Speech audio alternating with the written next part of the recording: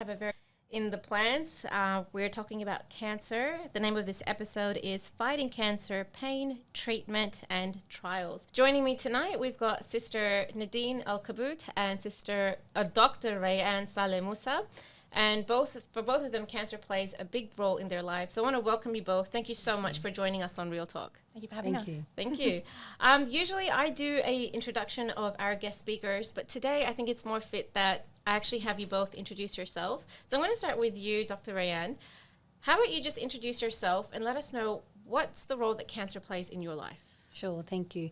So my name is Rayan Moussa, and I was born and raised on Darug country in southwestern Sydney. For me, I guess cancer plays a few roles, but on a personal level, my earliest experience with cancer was with my grandmother's diagnosis back in the early 2000s.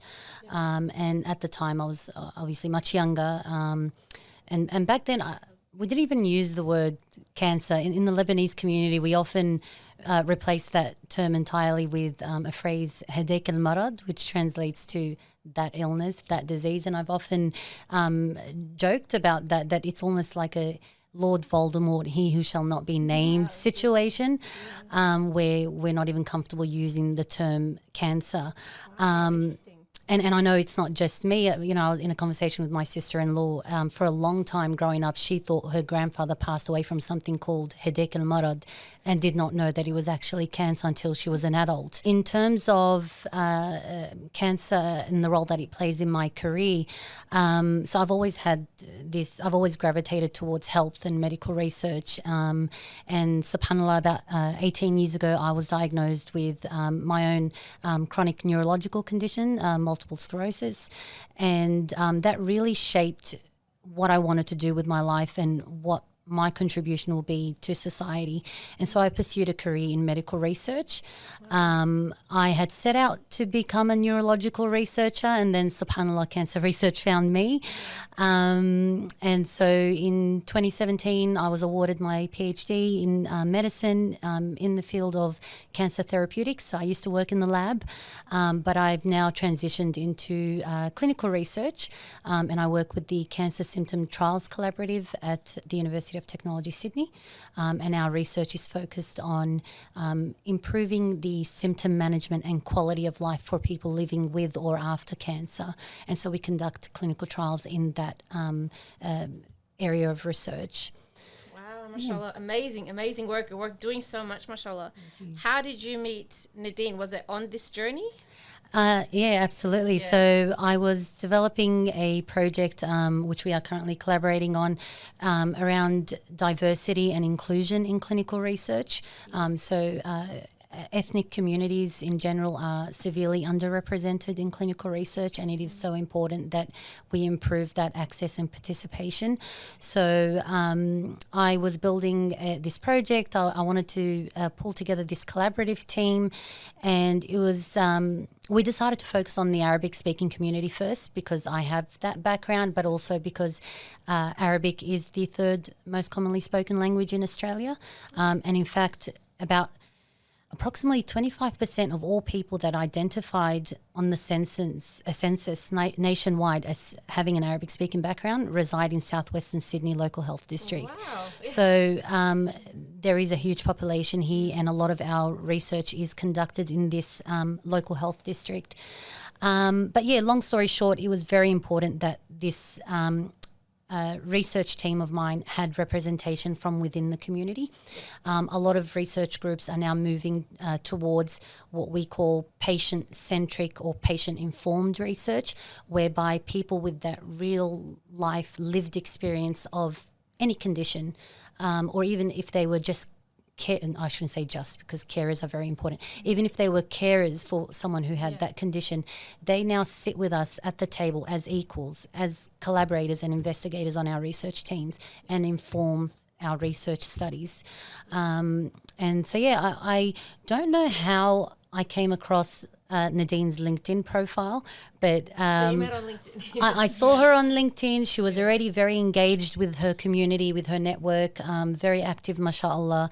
And I just knew that this was the right person that I needed to bring on the team. And so, yeah, she was headhunted, and eventually I approached her and I said, would you like to collaborate? And she said yes. And Immediately.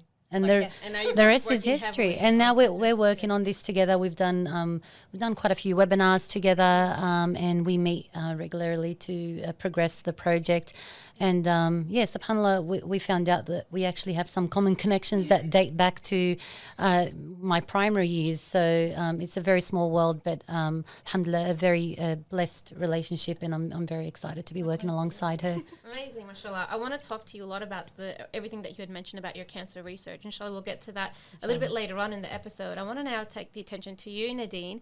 Tell us, because I know cancer plays a bit of a different role in your life. So tell us a little bit about yourself, introduce yourself to our viewers, and what is cancer, what role does it play in your life? Okay, so I wear many hats, so bear with me while I explain all of them. I'm a holistic healing coach and a counsellor for my own private practice, Nafs Counselling. I focus on Muslims and ethnically minoritized individuals' mental and spiritual well-being. I also participate in a variety of advocacy and volunteer roles that where I'm passionate for the cancer youth and Muslim communities, where I'm passionate about the delivery of culturally and spiritually attuned services, equitable healthcare, and creating positive roadmap, journey, and experiences for these communities. And sorry, I lost my train of thought. And where we make sure that their values, preferences are honoured and respected. And this was based on my own experiences with cancer back in 2013. I was diagnosed with non-Hodgkin's lymphoma, which is a form of blood cancer, and little guidance existed on how best to navigate the health system and other connected services. And so I encountered many challenges and obstacles at many points of my health journey. And I thought to myself, if I'm struggling, like I can speak English, I'm connected within the community, I'm a local resident, I'm very aware of my hospital. If I'm struggling, how about those who don't have the privileges that I do? So my journey with cancer 10 years ago and ongoing currently pushed me into a variety of consumer representative roles and projects that caters to these communities. So I'm a consumer rep on numerous committees, advisory groups and boards. One of them being at my local hospital, which is called the Consumer Community Participation Network, where I'm involved in workshops, consultations, quality projects. I also I have 3 research projects with Macquarie University. One of them focuses on the improvement of cancer services of those going through cancer from the multicultural community. Another project focuses on the known deficits of quality of life for those going through cancer in the multicultural community.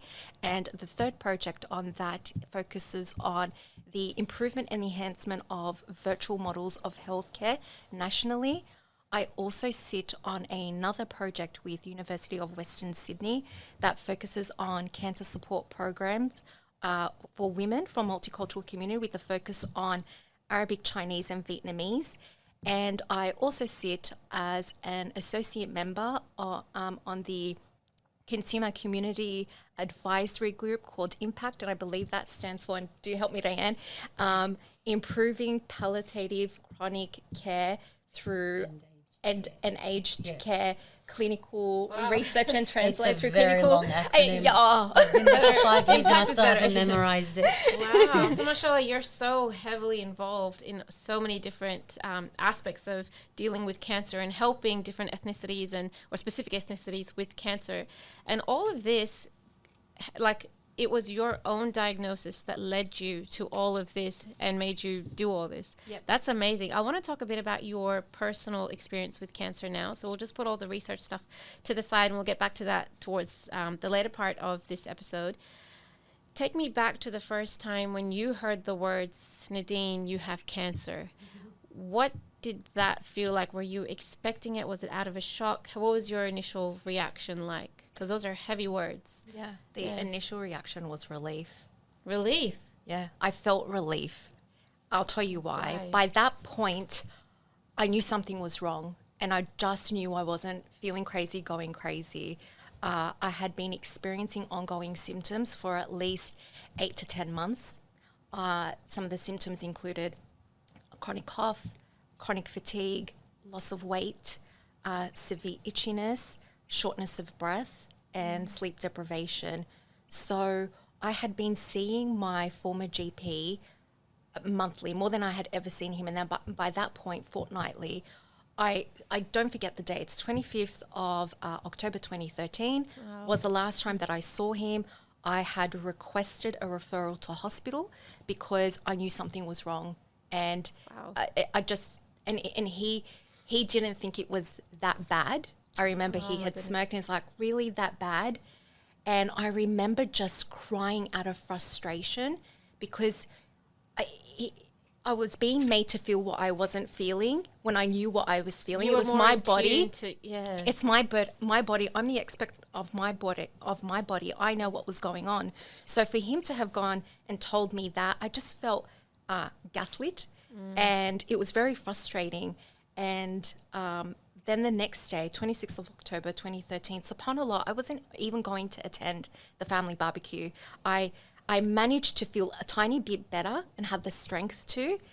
And two of my mother's cousins are doctors, and she had noticed my shortness of breath and just started asking me questions. And as soon as she said, "You need to go to hospital right now," I knew. I remember in the car, Mum driving me, and I just was like, I knew it. I knew something was wrong. So it took a family member to notice that, not the medical professional, that there was something wrong with you. We rarely would see each other. So, for her to just have sat down and observed what was like my shortness of breath and just was curious and asking me questions. And then from there, went to the hospital, got admitted immediately. They did testings within the hour. The senior doctor's coming in, sat on my bed and was like, "Nadine, based on the x-rays that we've seen, there's this shadow mass on your chest, and we think you have lymphoma." My mum immediately cried. Within an hour. Yeah, probably even less. You know what? The questions that they asked me were the general basic questions, but they asked me more questions about my doctor. When were you seeing him? How long have you seen him? And all of those type of questions. I was like, this is weird. But then I realised, looking back at it, why that was the case. So Mum started crying immediately. And I think because the doctor didn't get the reaction that he sort of was expecting from me, he went on to say, "You have cancer." And I remember nodding. I was like, okay, I told you so. What do we know? What do we do now? And I had presented with fluid in both of my lungs. My left lung had collapsed. I had a tumor that was sitting on my breastbone, and it's actually this big, 10 by 5 and 5 deep. Yeah, just as big as my hand. Was pressing against my heart.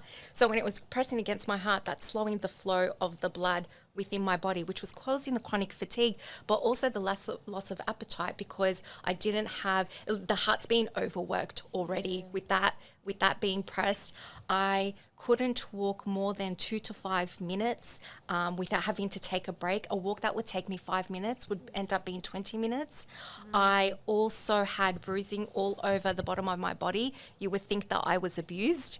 So I really presented severely. So on the 26th of October 2013, I was diagnosed with non-Hodgkin's lymphoma, diffuse B-cell, which is an aggressive form of blood cancer. SubhanAllah. I honestly, from everything you've said, just can't get over the fact that this was all the day after you had already just seen the doctor about it. Yeah. And he just Yeah, I didn't even get any baseline testing. So any x-rays, blood results. Wow. I think maybe that Friday we did do like a blood test. No, actually, I don't think we even did that. So we didn't really do any testings in order to just check and you think see. that'd be the bare minimum to do? Absolutely. You know? And that's one of the things that I raise, the importance of being your own self-advocate. You feel something is wrong, speak up. Yeah. And even if everyone around you is telling you no, keep going, because you know something is wrong. You're the expert of your mind, body and soul. You know if something's off. Like how often do you see? I remember I've been seeing this doctor for 10 years. My file was literally 2 pages. It's become like 5 volumes now. That should speak for itself, you know, like that should be a red flag. That's a really important message, I think, to give to our viewers, that even if the doctor's calling it off, but you know something's wrong, just keep listening to that voice inside you. You did briefly mention how your mom reacted, because for you it was like a relief because it kind of answered all your questions that you had. How did your family and everyone around you and your friends react when you told them? So, okay, I'll explain this in 3 phases, because in each of the phases, everyone reacted differently. So in the first phase, in my initial diagnosis phase, so when they pretty much told me I have cancer, I was already in hospital, so I really couldn't see any colleagues, friends or associates, acquaintances. I just posted on Facebook letting everyone know what had happened. So I really don't know what all of their reactions were. Besides that, they all reached out. A majority of friends, even all the way to childhood, had reached out and were just supportive, caring and loving. My family, on the other hand, was quite distraught, shock, in disbelief. With my family specifically, so my siblings and my parents, everyone coped in their own ways. So I recall Dad had taken off several months off work, withdrew, isolated, didn't really feel like talking to anyone, wasn't up to it. My brother at the time was at university and was struggling to finish his engineering degree, and but he had a good support system of friends that he could speak to. One of my sisters was engaged at the time, but also during the period of treatments had also gotten married and also pregnant, and I felt quite guilty because at that time, it was the first marriage within the family, and that was for both families, and it was also the first nephew and grandchild, so it was the first time we were all aunties, uncles and grandparents. So I felt quite guilty that the focus was on me and that perhaps she may not have received the support that she may have needed at that time. My other 2 sisters were working but also took up the role of mum at home, because my mum was my carer 24/7, and it had a tremendous toll on her, carer fatigue and a fight mode daily. She was like in mama bear mode, when mama, she was in full mama bear mode, didn't switch off at all. So a lot of them were coping in their own ways. Now the second phase, where I've relapsed, and now the treatments are going on for another year. So this is like in the 2nd year. So the longer treatments are there. This is when you start to realize one of the side effects of illnesses. A lot of you're looking around for familiar faces. A lot of people go AOL, they disappear, and you never hear from them unless 1, you've survived your treatments, 2, you happen to bump into them somewhere, and then you're forced to interact with each other. I find that quite perplexing for me. It's truly something you don't understand unless you're in that situation yourself, because they're not awful people. They just That's interesting. Do you mean that so when you're going through the difficulties of treatment is when maybe it's awkward for them and they're just not around to support? Yeah, they just more withdraw, less interactions, less asking questions, because I don't know why. I can't explain that from their position. But for me, it was just everyone just all of a sudden starting to disappear. Yeah, and this was when you were going through treatment. Yeah, and this was like a year into my treatments. And I found anything that took longer than a couple of months, people just kind of forgot, went on with their own lives, which is okay. Yeah. But to just disappear completely is a different story. Yeah, of course. Yeah. But then there were also those friends that I found that were there from beginning to end were the ones who had gone through significant trials and tribulations within their life, had learnt their lessons, had gone through that hardship, and just knew how to be there for somebody else. Now, with my family in the relapse phase was a different story. I don't know if anyone, like if you've watched My Sister's Keeper by any chance. Yeah, there's this scene where the patient going through cancer wants to go to the beach. She's like dying at this point. I love that scene, Yeah, it's quite an emotional scene, right? It really resonates with me, and this is why I'm explaining it. In the father can see that he just wants to fulfill her dying wish and just to go to the beach, right? Yeah. And then the mother comes screaming and saying, "You're going to kill her. Yeah. She needs to be in hospital." The mother wants her to survive at all costs, whereas the dad wants to fulfill her wish and wants her to have some nice memories, I guess, and a quality of life. Now, something very similar played out in my family, not the beach exactly, but I found that my mum wanted me to live at all costs, and I understand that. But I wanted a quality of life. I had accepted what I had gone through, but a lot of people don't. And a lot of the time that's going to be your loved ones. So it was kind of a split within our family. My siblings would stand up for me and would say, it's Nadine's body, it's her life, she's going through it. Whatever she needs, we need to support her. And that was difficult for her to accept, and I understand that. I wasn't willing to go through treatments to the extent where I was going to just be in my bed and not able to function daily. That's not a life to live. That for me, that wasn't okay. And you know, and there are some things that she said that I was just like, I can't believe you're saying this. But your mom didn't want to lose you. To her, and it's like, this is my baby. I want to keep her alive at all costs. You know? Like and even if it meant that she'd take care of me for the rest of her life, she's like, no, that's not okay. I can't say goodbye. Like, I can't. How long ago was this? And this is 2013. So by that time, it was 2014. So that's how my family coped in the relapse. Can I ask a question, though? And we'll go back to what you were talking about. In retrospect, when you look back at this, because now I'm seeing you and you're sitting here and you look great and healthy and you're glowing, everything, mashallah. Do you think your mum made the right choice? Do you want my honest answer? Yeah. Yes. If I was to go back and choose, I would probably not have done what I did. And that's hard for people to hear because some people, you know, and for friends out there, you know, I know who you are, and it probably upset you because you would have lost loved ones to this. And I understand that you would want them to live, and it's like, at least you're living. I would want my child to be here. But with what I've been through, particularly in the survivorship phase, it's not easy. Yeah. And that's the part that people forget. Like, I live with that daily, and I deal with a lot in relation to that. Although I may look fine, no one sees behind the scenes and what I deal with. Yeah. So simply, no, I would not, because it's affected your life that dramatically. And I think if you can't find your why afterwards to keep going, then it's going to be a very difficult journey. Wow. Yeah, I know. Yeah. And that's hard to swallow. That's hard. That's going to be hard for people to hear and accept.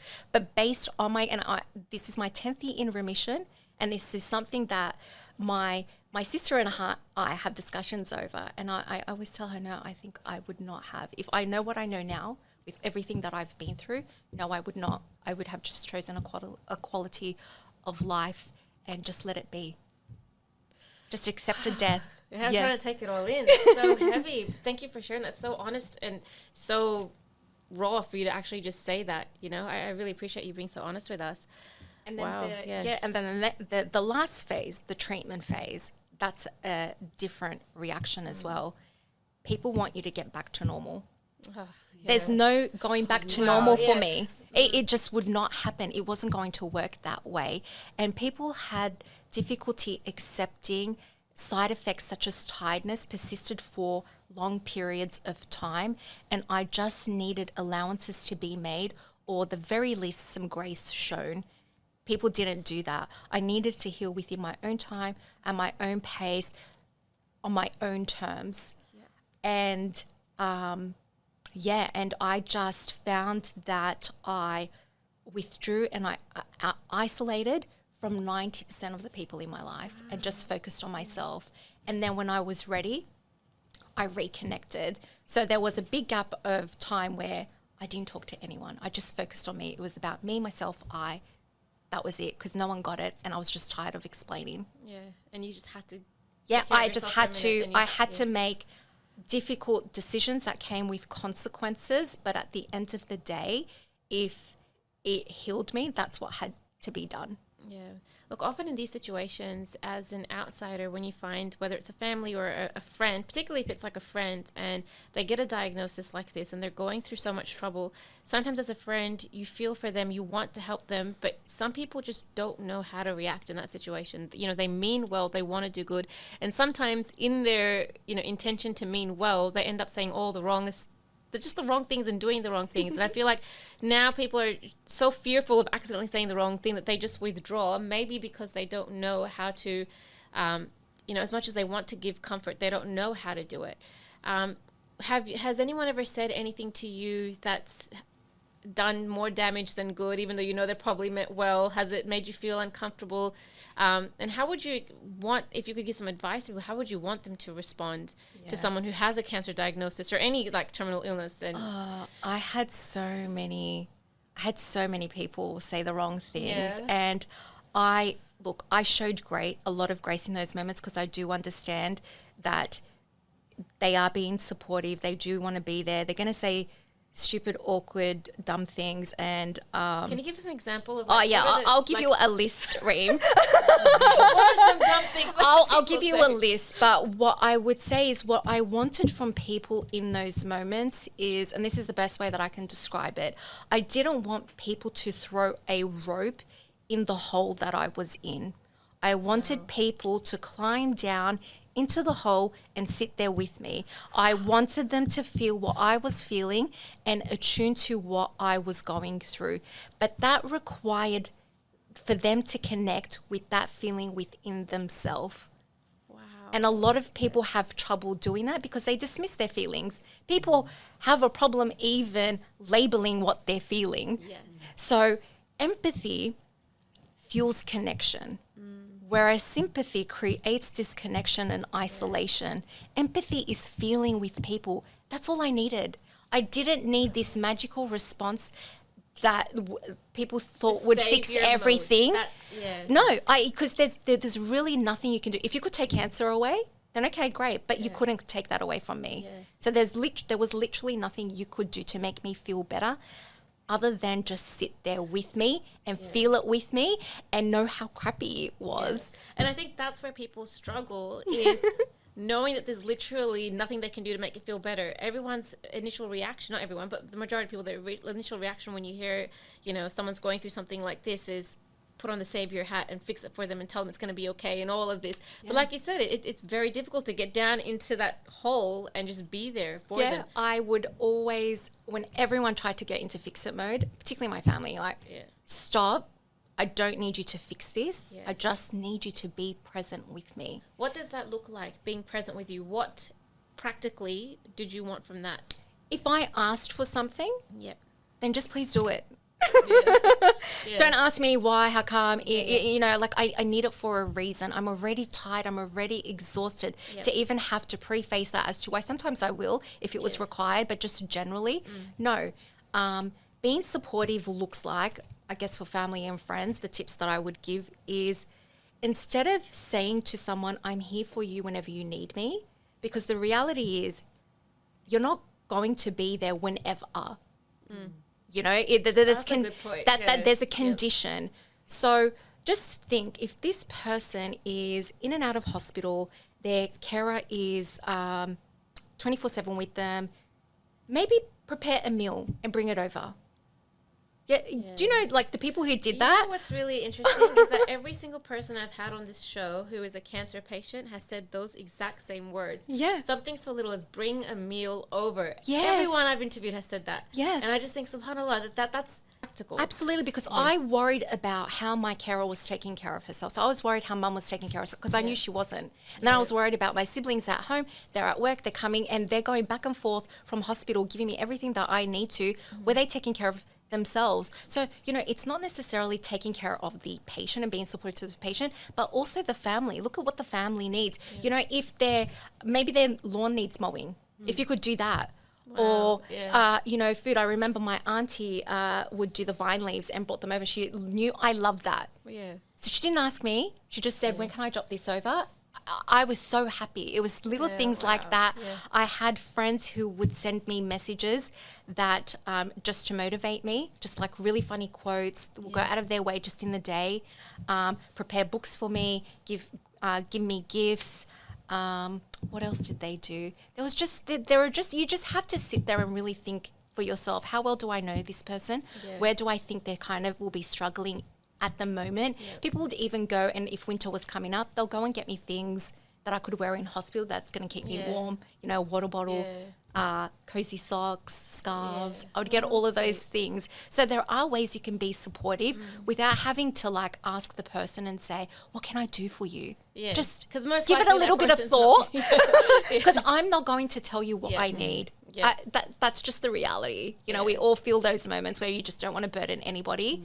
And that's what I didn't want to do. So I would kindly decline, but those who really went out of their way to do that were incredible. I have to ask you a question based on what you just said, that you don't want to burden anyone. Did you ever feel like your cancer diagnosis was a burden to people? I have to finish the question. The answer is yes. Did you ever feel like cancer was taking over your identity and you were being identified by cancer? Yes. And how did that make you feel? Yeah, so you'll find this is why if I talk about my journey or the cancer, I won't ever the way that I would describe myself is a survivor of cancer and not a cancer survivor, because the former is a derogatory label. It strips you of your humanity, and that's what labels are designed to do. So anything that makes you feel less than human, you're going to be treated less than human. So if you need to reference to someone's chronic illness or disability, and if it's pertinent to the story, then reference it in first-person language. And I'll give you a couple of examples, because our community tends to do this a lot. This is so important. These messages are so important because it's something that we often don't think about. So survivor of cancer is actually so much more, it gives someone so much more value than just a cancer survivor. Absolutely. Message makes such a big difference. Absolutely. So, and another example I would give is, rather than saying the disabled rider, say the rider who has a disability. Rather than saying the blind woman, say the woman who is blind. Rather than saying the cancer patient, the patient who has cancer or is going through cancer. That places emphasis on the person first, and then the characteristic second, being the chronic illness or disability, disabled, blind, and cancer. Now, the way we relate and perceive others is through our language. More importantly, we also perpetrate the stigma associated with chronic illness and disability. Now, whether we like it or not, language is powerful. People will hear what you have to say, and they cannot see what's in your mind and heart, regardless of how well-intentioned you are. So that would be one of the first reactions that I would advise people to be very mindful of, is their language. That's so important, because so often you don't even think about that. You just naturally say, but if it's going to have such an impact on the person who's receiving that, that's something we definitely do need to be more mindful of. Yeah, absolutely. And the second reaction that I would get often is, I don't know what to say. Yes, recognize you don't know what to say and actually say that, because the reality is you don't know what to say. Yeah. There's nothing you can say that can fix anything. So rather than saying something stupid, awkward, rude, out of line, own up to your inability to say something appropriate. It is more honest, it is more open, it is more vulnerable, and it comes from the heart. Anything that comes from the heart is better received than you trying to come up with something fancy or solution-based. So that would be another thing that I would ask people to be very mindful of, is just recognize you don't know what to say. It's okay to say you don't know what to say, because I know you don't know what to say. I don't know what to say. Exactly. Wow, they're really, really important messages. You mentioned something about stigma, so I want to bring that up, and then I'm going to start bringing you into this into this conversation as well, Rayan. You've been very quiet, so thank you for letting Nadine speak. You know what? I'll ask this question to both of you, but I'll just ask you first. The stigma of cancer, is there one in our community? Because Rayan, you mentioned earlier about how your you couldn't even say the word for your grandmother's diagnosis. Actually, maybe we'll ask you the question first. Yeah. Is there a stigma in our community around cancer? I think, and why do you think that's the case? Yeah, there is a stigma around any chronic health, anything health related. Yeah. Why? I guess lack of understanding. It probably doesn't apply to you, and so you just don't fully appreciate the situation until it's banging on your front door. There's a lot of fear, I think, around if we start saying the word, or if we start, I don't know. Do you feel like in our community it kind of diminishes someone's worth or value, as horrible as that sounds? That was the point of the labeling that I was talking about, why it's important. That language is important. Some of the things that I would get, I couldn't believe some of the comments that were made to me. Like one, I'll list them too. They're so clear as day. One comment was, "Is it contagious?" Oh, you're kidding me. And I just went, because it was a blood cancer, so they thought it was transferable in some way. Goodness. Another one was insinuations that I was being punished by Allah subhanahu wa ta'ala for something that really... Really? Someone, yeah. To your face, actually have the nerve to say something. Oh, yeah, absolutely. And another one was people would try and find a justification as to why you may have gotten cancer. Didn't exercise enough, you didn't eat healthy enough, you weren't doing X, it's Y. Your fault, Nadine, absolutely. That you got cancer because you. Oh my! I remember my mum coming into my room one day because she got asked, "Is it like the movies? Is she vomiting all day? Has she lost all of her hair? It was quite insensitive. Does she look pale? Does she look sick?" These aren't questions that are coming from a place of concern and care. These are like nosy, you know what I mean? Like really... It doesn't even stop there. Infringing on someone's privacy and their dignity and their... Yeah, absolutely. Another one I had was, and this is something we've spoken about, how's the chemo going? I used to get so annoyed with that question because chemotherapy is a fancy word for poison. It's toxins that are going into your body. Now, if we replace this sentence... How is the poison going? How do you think I'm going to feel? I'm going to get irritated. Yeah. So rather than saying something like that, ask, look, if you want to talk about your treatments, I'm here for you. That's more than enough. You don't need to make a comment. Again, these are such important messages that you're sharing because I think a lot of people, when they ask, I hope I have never asked someone that. It comes from a good place. Yeah. But like you're sharing how that actually made you feel. Yeah, and then how's your poison treatment going, It was rather than asking about treatments, ask about me. How are you going? Why do you need to know about the chemo treatments? What do you think they're doing to me? It's poison. It's chemicals. It's going to affect me. It's not going to feel that great. Another question that wasn't a question, it would start off was, have you tried... And insert the following, going all organic, trying this herbal remedy, black seed oil, lemon juice, soursop. I got it all. And let me tell you, done any research? Absolutely. And what really bothered me about that, it was coming from people who have not been through cancer themselves, who don't even know someone. They know someone who knows someone. And then they proceed to tell you, you need to try. If you start a sentence with, you need to try, please think twice. Do not go there. Because if you haven't gone through cancer, if you haven't tried that remedy that you're recommending yourself and it's cured you, you have no right to bring that conversation up. Leave advice to doctors and the professionals and the medical team. But more importantly, respect the decision that person and their family has made. I feel like I need to write a whole list of like all these important messages that you're giving out, like what not to say and how not to react. And what you would say in those moments is, it sounds like you have an incredible medical team.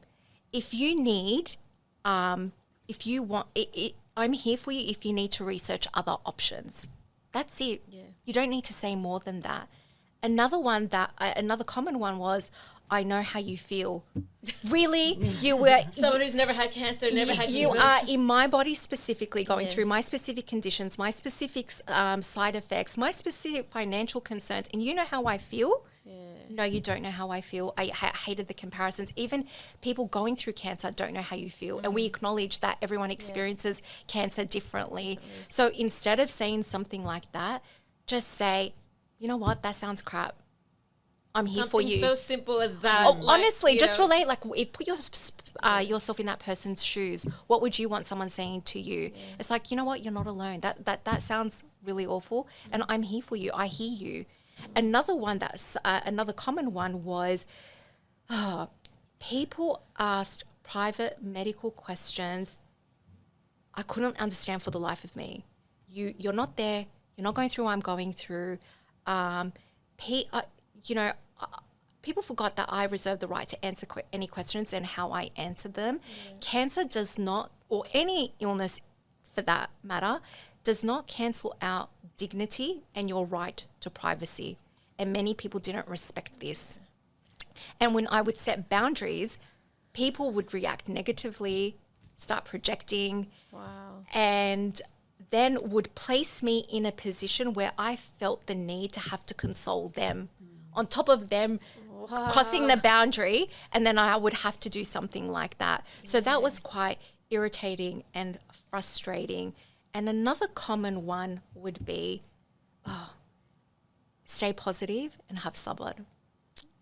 I'm so glad you're sharing all of this, because this is stuff I honestly have to admit, I think I am guilty of some of these things, because we say these things out of like, you think you're doing something good, you mean well, and your way of showing like you care is like, so what treatment option are you doing, or how's it going, if I was to ask someone how's your chemo going, it's like, is it working kind of thing. It's because I care. But it's so important to actually get the perspective from someone who's on the receiving end of these questions and to know how it actually makes them feel. Absolutely. And I applaud you for being so honest about that. Like, honest. I educated a lot of people along the way in relation to this. Yeah. Now, the positive and the sabr tend to have come when I would be crying or experiencing some negative emotion, which was really unfair. It felt like a form of oppression, and I'll tell you why.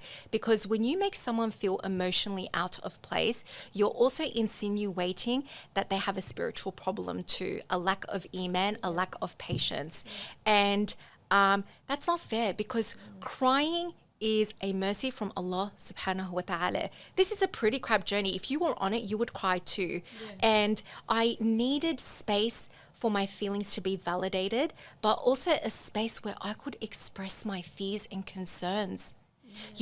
Looking back, like memories I had of challenging times were from people, like the good actions and words that I got from people were ones who opened up my heart to tawakkul and changed my perspective, that deeply penetrated and contributed to my healing. Not those who... One thing that I would say is, if you have not lived through a chronic illness or a disability, please don't give the advice of have sabr. Because it doesn't come out the way that you intended. That is better received from someone who has gone through very similar circumstances as I. So if Rayan wants to tell me have sabr, I'm more open to listening. My heart is more open. But if you have not gone through anything very similar to that, it's not receptive. I'm not. And this is like counseling empathy 101. This is, and the sad thing is, this is part of our sirah as well. If you look back at the stories, the way that the Prophet ﷺ gave advice, the way they all interacted with each other in those terrible times, modeled that behavior. The way that we use sabr isn't the way that the Prophet ﷺ used it in that time. We really misuse it. This has really highlighted the amount of education that needs to be done in our community on these things, and I feel like that's one of the importance of having a show like this, is to really bring this stuff to air. Someone needs to, because unless somebody like you is out there telling people aren't going to know, people are just going to say, this is how it's done. I'm just going to tell someone, be positive, have sabr, because that's actually comforting them. It's not really comforting. Absolutely. And it's actually such a selfish way of going about it. Absolutely. And that's what happened. There was a lot of projection, because people felt uncomfortable seeing me cry, felt uncomfortable seeing me helpless and having those moments of despair, which are all quite normal. I didn't go against Allah subhanahu wa ta'ala and didn't accept my qadar, but I did cry. Yeah. I did feel sadness. Which is perfectly And that's normal okay. and- But yeah. if everyone made it feel not okay. Yeah. And that really disturbed me. I thought, really? Like, why is that? It's fun a lot. All right, that was a really, really important discussion that we've had, and I've loved the messages that you've given. We're just going to take a short break now. I'm going to just briefly talk about some things that we're working on with NZF, and then we're going to continue the conversation with mainly bringing Rayan into the discussion more on cancer research.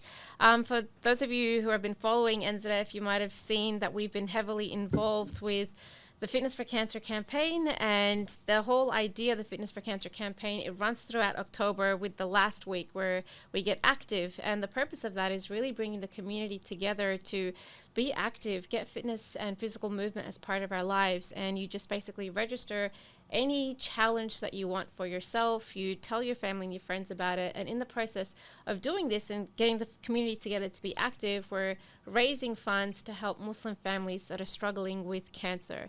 As we've spoken on this episode, when there's a family member that has cancer, it affects more than just the person, but affects the caregivers and, the family around them. So, helping to raise funds for them and bring light and attention to that is really, really important. And this all ties into the NZF Caring Connections program. There's 3 parts to the Caring Connections program. We've got number 1, the Caring Connections program, which supports Muslims dealing with illness, caregivers of recovering family members, and bereaved families. And then number 2 is Reconnection, which aims to help individuals reconnect with themselves and their loved ones. And 3 is the community support, which enhances their quality of life through the assistance from the Australian Muslim community. Rayan, I wanted to ask you, was there something that you would like to plug into this episode? Yes, sure. So with the organisation, the collaborative that I work with, the Cancer Symptom Trials Collaborative, we do have a project page for our diversity and inclusion in clinical trials project, and we've curated a repository of some very useful resources around what are clinical trials, which we're going to discuss in a few moments anyway, but these resources are available in other languages, including Arabic, if anyone would like to watch these videos. There are also some links to consumer advocacy groups, which Nadine will mention shortly as well. And also, if after hearing this talk, if anyone is interested in actually getting involved and in the research that we do have we call it the oh my goodness, I've lost the Impact Consumer Advisory Group, or Impact CAG, Consumer CAG. And so you can complete an expression of interest form on our website, and we will get in contact and discuss ways in which we could potentially involve you in our various research projects. That's great. That's great. Thank you. All right, Jazakallah khair for that. Going back to, we were talking about the stigmas and the uncomfortable conversations and controversial things that people might say. Let's tie that back into cancer treatment options. And this is something that I want to discuss with both of you, because I know both of you, you're based in healthcare advocacy. Can you tell us a little bit about what this is, and why should the Muslim community get involved with it, and how can they get involved with it? So I guess that's a pretty broad question, but if I was to just introduce what clinical research is initially. These are research studies that are trying to demonstrate the safety or effectiveness of a medical treatment. And by medical treatment, I'm not referring specifically to drugs, because it's not always drugs or medicines. It can be medical devices, it can be a exercise program through physiotherapy. And so all of these different treatments options, we need to demonstrate that they are A, safe, and B, effective. And so we do that through clinical research. Is clinical research the same thing as clinical trials? Yes, so clinical research is a broader term. Clinical research can be clinical trials in terms of trialing a particular device or a drug or whatever in humans, or it can be qualitative in nature. And what I mean by that is that some of these clinical research studies will focus on experiences and perspectives of individuals with certain conditions and try to understand how to improve care or improve services. And so those I guess qualitative studies would involve things like completing a questionnaire or survey or an interview, and may not actually involve taking any, using a device or taking any medication or anything of that sort. Just for the purpose of getting the vocabulary and the terminology Sure. correct, in case our viewers don't know, what do you mean by consumer representatives? Because that came up a few times when you were talking as well. Yeah. So if you want to speak to that, Nadine, it's probably better. So consumer representatives are a health consumer that take up a specific role to provide advice on behalf of consumers. And they're the voice of patients, carers and community perspective.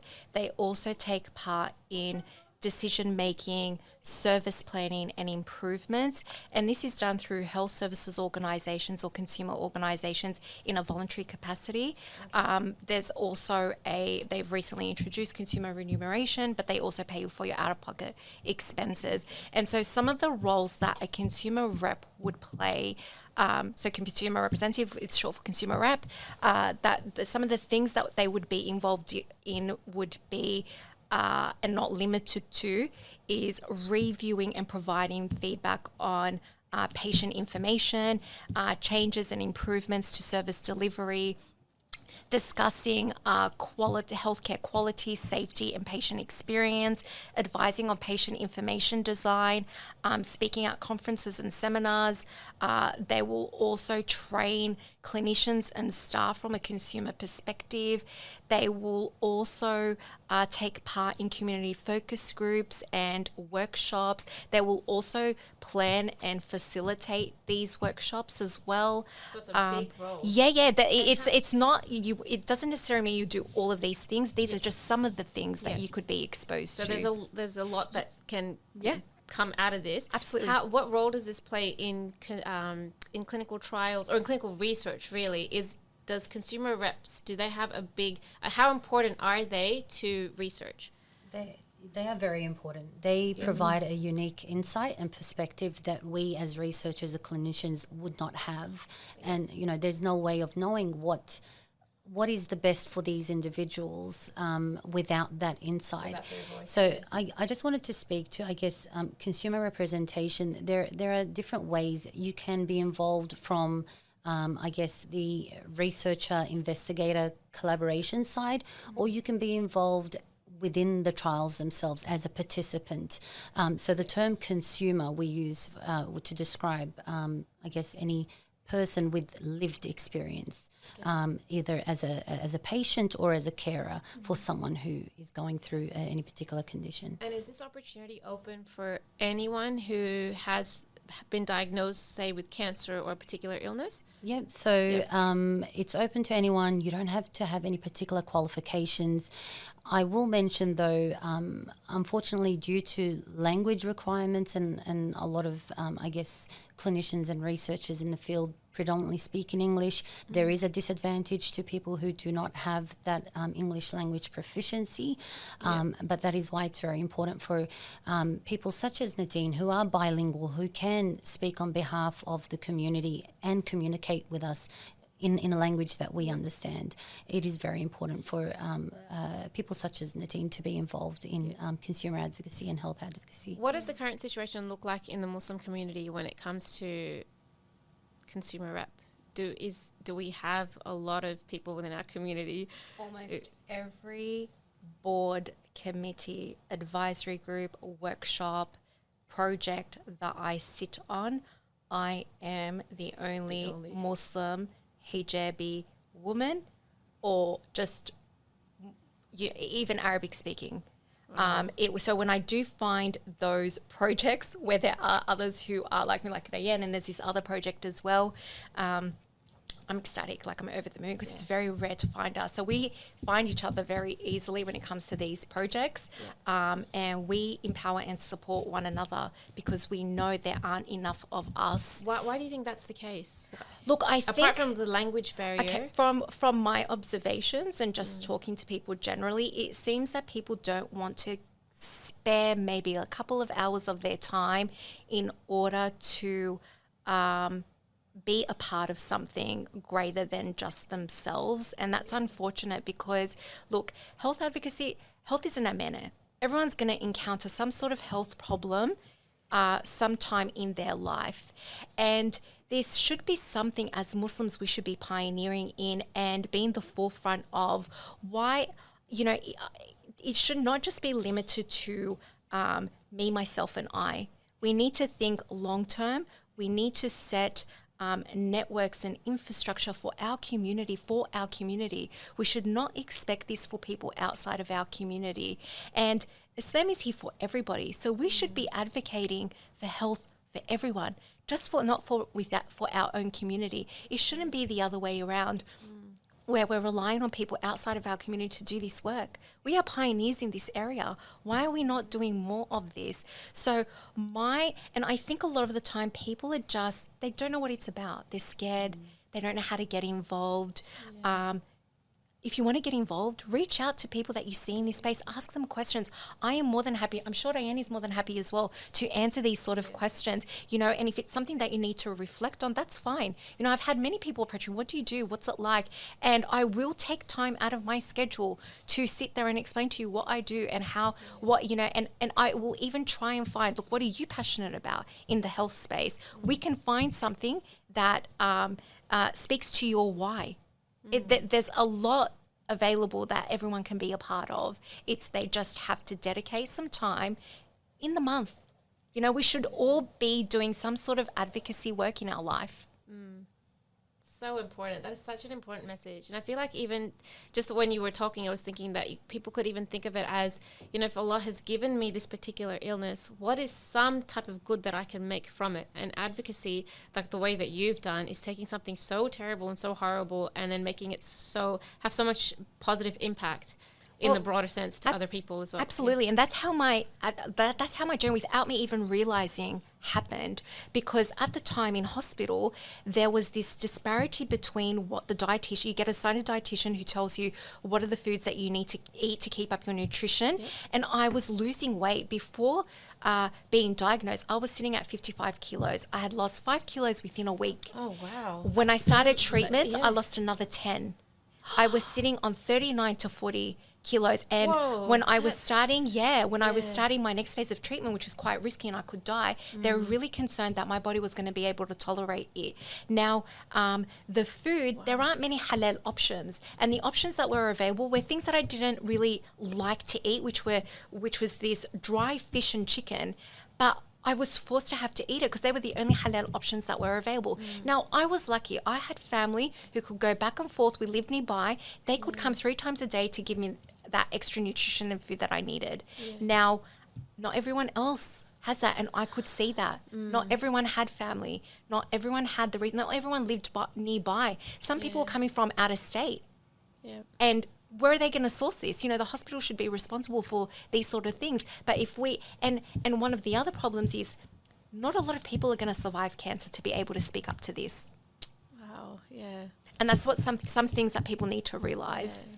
So it really highlights the importance of advocacy. Absolutely. It's the people that are alive that need to do it. Absolutely. And I recall making a vow to Allah that if I survive this, that I was going to do everything within my power to make a difference. Yeah. Because it was just not acceptable. At the time, while I was going through all these treatments, I wrote a letter without even realizing I was advocating at the time. I wrote a letter because I utilized my background in business audit and advisory, those skills that I gained, because I know how processes functions. I know what policies and those procedures, why they're there. So I knew how to, address it systemically, because I can speak all day to the dietitian and the nurses.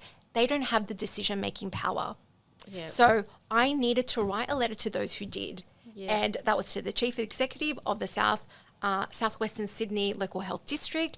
And they made a meeting. They organised a meeting. They came while I was doing my stem cell transplant, which wasn't ideal, mind you. Yeah. But I still took it because I knew the importance of it. Wow. All I heard were excuses.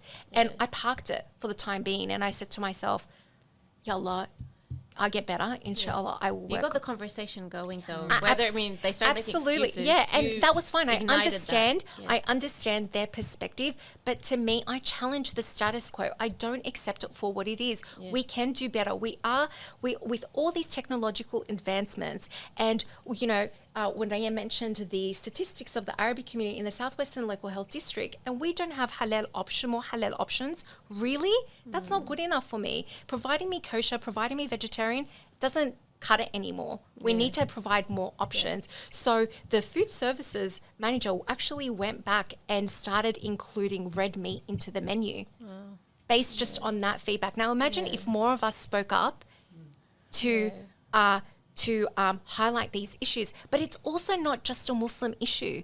Like, there are other diets that are not exactly being catered for, or they will provide them with something else, like gluten intolerance, or someone's going through Crohn's disease and all of these other things. We should be, as Muslims, sticking up for those minorities and providing a voice. I like how you said that I challenge the status quo and I'm not just going to accept, whatever the way things are currently running. And I think a lot of people think that that it takes a special kind of person to be able to do that. And they probably don't even see themselves having the ability to do that, to advocate. And I like that you've made it so clear that anyone can do it. You really just need to voice the concerns that you've got before it is too late. Yeah, absolutely. Like, utilize the skills and the resources that you have. Like, what are you good at? How can you utilize that to make a difference? Me, like I had mentioned, I come from a business audit and advisory background. I've audited businesses, entities. I know how they function. Yeah. I know that in their policy, they have a complaint policy and they have a complaints procedure. If I'm going to put in a complaint, they're going to have to follow that complaint and policy. And that's going to require certain steps. It's better to not do it verbally. And that's why they will always ask you for something in writing, because that's going to be a record on their end. And they're going to have to show how they followed that up. Yeah. Hence why they did the meeting with me, because they're going to have to go back and write what the outcome of that was. They're going to have to put it in a register. They're going to have to go through all these procedures and processes. Yes, I'm making their life a little bit difficult, but for good reason. Yeah, for very good reason. I like, Nadine, you've answered the question from a very, like a personal perspective, and something that we should do from, a way of benefiting everyone. Rayan, can you answer that same question, but from the perspective of cancer research and the impact that it would have on that, the importance of people within our community to take on the role as a consumer rep, and what that means for cancer research and how it's going to, the importance of it, basically. Yeah. So as a consumer rep or as a participant? As a message to our viewers, that why would it be important for them to take on the role as a consumer rep, and the impact that it would have on cancer research. Yeah, how it helps you with your cancer. Yeah. So again, it comes back down to what are those individual experiences that people from within the community go through, and how can we use that information to make sure that the research, the clinical trials that we are designing for potentially life-saving treatments are going to be culturally appropriate and accessible to that community. So what do you mean by clinical trials being culturally appropriate? The way that I would explain it is that research predominantly in the past was done on white males. Yeah. Now it's done a majority on Australian, Anglo-Saxon, Europeans. We don't have multicultural representations. We know that in order to have people experience diseases and illnesses differently. So the research needs to be representative of that. And that means we need ethnicity and race in that mix. Right. And that's the reason why it's so important for consumers who have been through health conditions to, if they really can, to just take up that role as a consumer rep to provide that perspective. Yeah. So with some of the research that I mentioned earlier that I sit on, say like the cancer services, the support programs, if we just only have white representation on there, how are we going to know what our community likes in terms of support programs? Yeah. You're not, unless they're involved. Yeah. And that's what tends to happen, and that's what they'll find happens. So if we find in our community, they probably don't like the traditional treatments. They don't like the chemotherapy, the radiation, all of that. Yeah. But they absolutely love the complementary therapies, the hijama, acupuncture. Yeah. We know. Yeah. Why not have that representation in the research? Because they cannot provide these sort of programs unless there is evidence to show that there is a need for this. Yeah. And that's where Rayan's work comes in. Yeah. This is why it's important. Yeah, this is why it's so important, because as a consumer rep, as a Muslim or Arab consumer rep, you're representing the Muslim community or the Arab community or your ethnic community. And that's what makes it so important. Like you mentioned, people won't know to provide halal food there if we have no one telling them. Absolutely. Yeah. And it goes the same thing if we're talking about death and dying and end of life of quality of care. We know Islamically what that looks like for us, but someone who's not from our faith will not know that, and they will not develop resources that are culturally or spiritually appropriate for that individual. So when they'll come, they'll give them information that they can't take on because it's not related to them. Yeah. And these are gaps that are existing in our systems at the moment. Yeah. Wow. That really, really answers the question, like the importance of the Muslim community getting up and stepping on that. Rayan, in your line of work, what are the stigmas in our community when it comes to treatment options? I'm going to talk to you both about treatment options, and Nadine, I'll ask you personally what treatment options you took, if you're comfortable to share that. But I want to first just talk about what you've seen through working in this field. How does our community feel about the various different treatment options, and have they attached a stigma to any of them? I think in general, the Muslim community accepts, health conditions, health challenges as a test from God, and that sometimes seeking treatment is almost as if they're challenging that. And not all of them, in more, extreme situations like cancer, I don't imagine many people will turn away from that conventional treatment and go down the path of just prophetic medicine.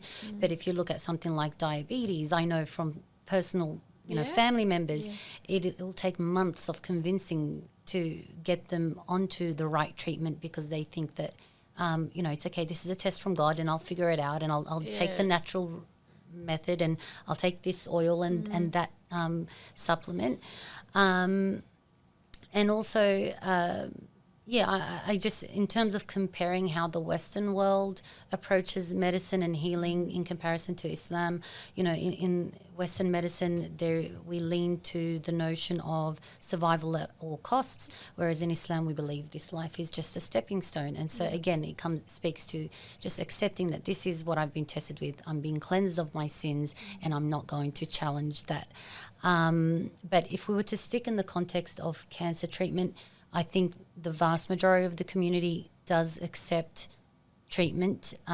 Is there still like a stigma attached to like chemotherapy, or would they say that don't go through that, take your black seed oil instead? You had mentioned before, you're laughing now. Like, I don't. Yeah, you have. People thought they could cure me with just giving me black seed oil, but that showed a lack of knowledge and understanding of what the disease is, how it overtakes your body, and then how that isn't just sufficient enough. Yes, you can say use the chemotherapy and the radiation, all that, but you can also use that on the side as a complement to enhance going through to ease some of that, to alleviate some of those symptoms. And that's what I did. Yep. Yeah. Talking on the options. Yes. I really didn't have a choice. How do you agree to something that will knowingly ravish you, harm you, and bring you to the brink of death? You don't have it. Like, if you want a chance to live, you have no choice, right? And no one should have to face that sort of decision if you even want to call it a decision. So you get assigned a medical team, multidisciplinary team, who will discuss your case. It's a group of doctors. It's not just like this one person that makes a decision for you. It's a group of different type of doctors from different disciplines. And then they will provide some advice on the best best way to move forward with me. The way that I presented, I needed treatments immediately. There was no time to lose. So they gave me initially 8 cycles of chemotherapy. And I was given a 80 to 90% of chance of that working. Okay. In 2014, after the 8th chemo cycle, within a month, I relapsed. Wow. What was the time duration that the 8 cycles of chemo? Within a month. So like the no, how long does the 8 so cycles every take? month. So every month. Sorry, so 8 that's months. a bad question. So No, that's one fine. cycle is 1 month. Yeah. Yep. So it depends on everyone. Everyone's So for just me. a month after you had done all that, you relapsed. What did that feel like? Did you feel defeated? Did you feel like I felt betrayed. Betrayed by medicine? I felt betrayed, like my body betrayed me. I felt health professionals betrayed me, because to tell me something was going to be 80 to 90% chance and then you relapse. Can I ask another personal question? Sure. At that time, the before going through those 8 cycles of chemo, was that your choice? Did you want to, or was it more family pressure that made you do that? That's the only option that you're given. Like they're not going to go and say, oh, okay, we'll do 8 cycles of chemotherapy, and then you have the option of doing this. Doing that instead. No, that's confusing. Yeah. That there's more. So you just had to do it. At the initial stages, this was the best option of what was presented. They'll tell you, you know, there's someone else who's presented with similar symptoms as you, same characteristics, same all of this, and then say, and we think that this will work for you as well. Okay. I was like, okay, cool, yeah, great, give me chemotherapy. Of course, I don't want chemotherapy, but you know, that was it. Yeah. That's what you do. So then when I relapsed, then they were like, oh, okay. The next 3 to 4 months, I did further testings to see, what is this? Because the biopsies that were coming back weren't coming back as cancer.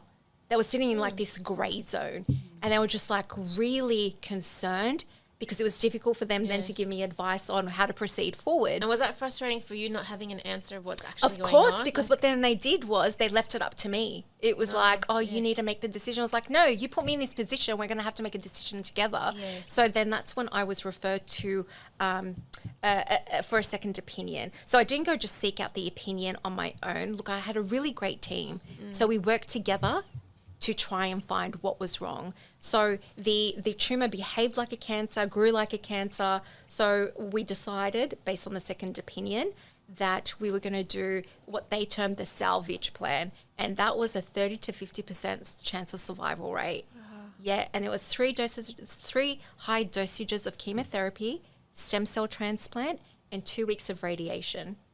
I can't even imagine how frightening that must feel to be told that. Oh, yeah. I went back and forth with the decision whether I wanted to proceed with the transplant, just based on the information that I was being told. And to be told 30 to 50% chance. Yeah, because then you think, I'm going to go through all this, and what if it doesn't work? Absolutely. That's exactly what you're thinking. What thoughts come into your mind at that time? Like, and is this where the point where you had mentioned earlier in the episode that your mom was saying, do everything, do it, and you were sort of like, Mum, when Mum sat with me in the stem cell coordinator's office, that wasn't a lovely conversation at all, because I was being told that if you don't survive this, then we will try like if that doesn't work, then we will try this, and that your chances are 30 to 50%. I went, why are we doing this then?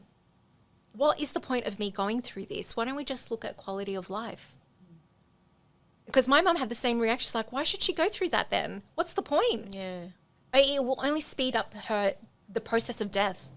Why would you go through that? Yeah. And I remember having this conversation with my oncologist, and I said, to her, I'm not doing it. And she was just like, no, Nadine, you need to do it. If this was my daughter, this is what I would want her to do. They even sent me to a psychologist to have a talk about it, because it was really overwhelming, and I just, for the life of me, couldn't. I just was like, and then you just do istikhara and then rely on Allah. Like Did they give you, was there ever a time where they had given you sort of like a time limit of your life that they thought if you didn't go through? And that was one of the treatments. That was one of the things that was quite disappointing when I look back at it. And this is why I use my platform to raise awareness on death and dying, quality of life, end of life, the importance of Islamic wills and testaments, the importance of advanced care planning, enduring guardianships, all of which are processes of communicating and documenting a person's future health care preferences. So knowing what they knew at the time, no one came up to me and said, you know what, Nadine, there's a possibility of you dying. No one said that. And said, what would you want done if XYZ happened? Wow. Which was quite disappointing because it should have been. They knew the risks. Yeah. Did you personally think about, did you ever get to a point where you were comfortable in the thought that you might die from cancer? Oh, absolutely. Like from the beginning, because the way that I presented, I already felt like I was dying. It's a feeling that I can't really put into words. If I was left for another month, I would have probably died in my sleep, because if the tumour's pressing up against my heart, it's slowing the blood flow. I'm just going to eventually, it's just going to stop working. So I'm just going to like die in my sleep. So yeah, I really did come to terms with dying. It was everyone else around me that didn't. That's really interesting that you say that, because I think that's what you know, we talked about what makes other people around you uncomfortable. Yeah. And I think that's where it hits it. You know, everyone around you just wants to fix it and save you. Yeah, because they look at you and they go, you're so young, you're so full of life. I can't believe this is happening. I'm the parent, or I'm the auntie, or whoever's older than you. And they're just like, this isn't the order of things. Yeah. But who are you to say it's not the order of the things? If Allah's going to call me back, that's my time. And if I was to get through my treatments, then I'm not meant to go yet. I still have a mission to complete. Allah doesn't want me to come back yet. I'm not going back. So that's why it bothers me as well when people say, oh, that person lost their fight with cancer, or that person like didn't battle hard enough, or whatever it is. No, that's not the case. Their mission was complete. They're returning to Allah. Mine isn't, which actually is a lot more scary. Because am I fulfilling my mission that I need to complete before I go to Allah subhanahu wa ta'ala? I felt like it was not a wake-up call, but more of a second chance. It was a warning. Yeah, subhanAllah. Yeah. So that's how I took it. I was like, I hear you, Allah, I get it. Yeah. Please don't put me through anymore. I got the message. I get it, because, and I'll explain to you why. After my 8 cycles of chemotherapy, I was going to go back to everything's normal. I was like, yeah, you know what? I'm going to go back to work, and I'm going to do, I not completely normal. There were things that I was working on anyway in getting to that stage. But my focus was like, yeah, I'm going to get through this treatment. You just had planned, you're going to get better. And I'm going to be better and go fine. And then when I relapsed, I went, hold on. Wow. Okay. And one of my friends says the nudge wasn't enough. Yeah. And I needed to, the nudge wasn't enough. Learned your lesson. Yeah. I needed those extra treatments in order to like get me in line. And I just went, you know what, Allah, I get it. I really do. Please don't give me anything else. And yeah, that's when I was like to everyone, I'm not going back to work. I'm going to take the time that I need and just focus on the things that I needed. Because subhanAllah, at the time as well, I was completing my chartered accountancy, and I had said to myself, the intention was all there. Okay, inshallah, when I finish this, I am focusing on finishing the Quran. I will be putting on the scarf. Like the next phase of my life was going to be really solely focused on my spiritual health, because I wanted to achieve certain things by a certain age. And then that hit me, and it was really, I was in my last subject of my chartered accountancy, and I was diagnosed. It was like Allah was telling me, you don't have time. You need to do that now. Don't put that off. That's more important. Yeah. So that's why I say said, I'm just dying to ask another question that just popped into my mind. What impact did cancer have on your spiritual self and your connection with Allah? I feel like we can't have this discussion and not talk about that. Yeah.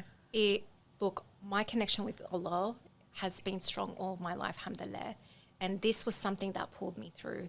This is why I advocate in what I do, to make sure there is a cultural and spiritual lens to the research that's done, to the programs that are provided, that aspect is there, because that's what helped me. I did not get through what I got through because of some Western medication or some Western motivation. No, Allah got me through. My link and connection with Allah, the Quran, the Sirah, the Sunnah, all of that helped me through. Amazing, mashallah. Rayan, I would want to ask you, this will probably be the last question, And then actually I'll ask you one more last question before we end. Okay. What is one message that you want to give to the audience based on your line of work and what you've seen in the community? I wrote some notes because I Yes, wanted to that's fine, make yeah. sure that I get the message across. Firstly, seeking that knowledge. I think the saying goes, knowledge is light, work is worship. Or that was actually, no, that was my school motto. Don't worry about that. Knowledge is light. And then there was another part to it. But seeking that knowledge, getting involved, whether you are participating for your own benefit or the benefit of others and future generations. I think it's very important, and Nadine has perfectly articulated the significance role that you can play either as a health advocate or as a trial participant. The other thing is that there are many research professionals from within our community, and Nadine and I have actually discussed this quite a bit, where we find that we rely a lot on external organisations outside of our community to support us, but we really need people from within the community to back us up. And, I'm not even referring to monetary, financial support. I'm saying things like even simply sharing the research that we do on your platforms so that we could reach our community and the participants that we want to connect with. And the other thing that I'll mention is that, mashallah, the National Zakat Foundation, you guys have a fantastic initiative going, and there are several other initiatives and advocacy groups that are all, working within their individual silos. And I feel like rather than reinventing the wheel and duplicating efforts, we really need to reunite as a community and bring these efforts together to that common, focusing on that common cause, and giving back to, if we were to focus on the context of cancer, at least supporting people with cancer from within our community and families of people with cancer from within our community. Wow, some very important messages there. Thank you for sharing that. And Nadine, if you could share, we'll end the episode with you sharing what is the biggest lesson that you think cancer has taught you. When Allah subhanahu wa ta'ala gives you trials and tribulations, He doesn't only give it to you as an individual to learn from and to work on whatever you need to increase that next level of Iman or that phase that you need to go through, but there's also a lesson for the community. It highlights work that needs to be done within the community. Allah didn't place you there for no reason. You did not get this for no reason. The lesson is for you, but also what can you do and how can you be of service to the ummah? It's a twofold test. Most of us get stuck on the individual and don't focus on the community. And so it's really important to integrate that into your lesson as well. Wow, that was, both of you, what you've shared has been so deep, and I feel like there's so much education we need to do in our community based on this. Something as simple as what to say and what not to say to people. Something as simple as like become a representative and advocate for the Muslims because someone needs to do that job. These are like little things that actually are so profound and have such a massive impact that can make such a big difference to those who are going to be on the receiving end of comments or treatments or the diagnosis and all of that. So I applaud you both for being so honest with us today, especially Nadine. Like, you were so honest with everything, and I really appreciate. I love that we call this Real Talk because it gives us the opportunity to actually hear the real voices and have these like real deep discussions. So I really thank you so much to both of you. May Allah reward you both, and may Allah help you both on your journeys with your health conditions and everything that you're facing for, and grant you ease in that as well. Thank you so much for being with us. And to our viewers, thank you so much for tuning in. I hope, inshallah, everyone that's listened has benefited from this conversation in some way. And please share this with your friends. That's all from us tonight. Stay tuned for our next episode. Assalamu alaikum wa rahmatullahi wa barakatuhu.